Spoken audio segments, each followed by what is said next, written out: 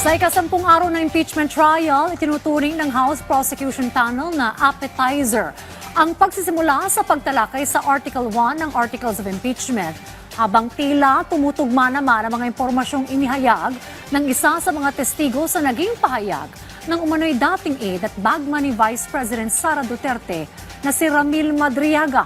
Yan ang ulat ni Vel Custodio.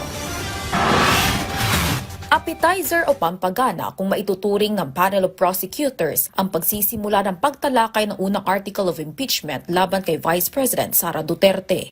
Ang unusual ay appetizer pa lang. And unusual is the perfect start for the prosecution pagdating sa confidential funds. Ipinakita sa paglilitis ang kopya ng 4 na tseke na may halagang tig 125 million pesos for encashment na nakapangalan kay OVP Special Disbursing Officer Gina F. Acosta. Ayon kay former Land Bank Shaw Boulevard Branch Manager Violeta Constantino na sa unang cash withdrawal, naroon siya sa back room kasama ang teller, branch cashier, si Acosta at si Authorizing Officer Limuel Ortonio. Tatawagin ni Taylor si Miss Gina Acosta para ipa-receive na po. ipa-receive na yung cash.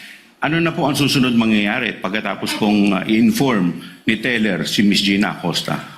Bali, since malaki din nga po yung amount, ina-guide po si Gina Acosta papasok po sa backroom para po doon i-release yung cash. I-release na po ni Taylor yung cash kay Miss Gina in packs po siya worth 1 million each po. Pagkatapos pong i-release itong pera in packs, in 125 packs, ano na po ang susunod na mangyayari? Bali, nilalagay na po nila yon sa dala po nilang bags. Aniya, inilagay sa 4 na gym bag at isinakay sa trolley ang mga in-encash na pera noong December 20, 2022. Ang nasabing impormasyon at petsa ni Constantino tila tumugma sa naging pahayag ng umano'y dating aide at bagman ni Vice President Duterte na si Ramil Madriaga nang tumestigo siya sa clarificatory hearing na House Committee on Justice noong April 14, 2026. Batay sa affidavit ni Madriaga, nakalagay sa 4 na duffel bag ang ₱1,000,000 halaga na idineliver niya sa iba't ibang lokasyon. Money deliveries under the instruction of Sara. In the morning of December 20, 2022, Sara called me and she said, "Sir Ram, please coordinate with Colonel Nolasco. Meron tayong deliver sa San Pablo, Laguna, sa Night Street, at sa Ombudsman." We will pursue that point when the prosecution presents another witness that would substantiate yung anggulong yan, no?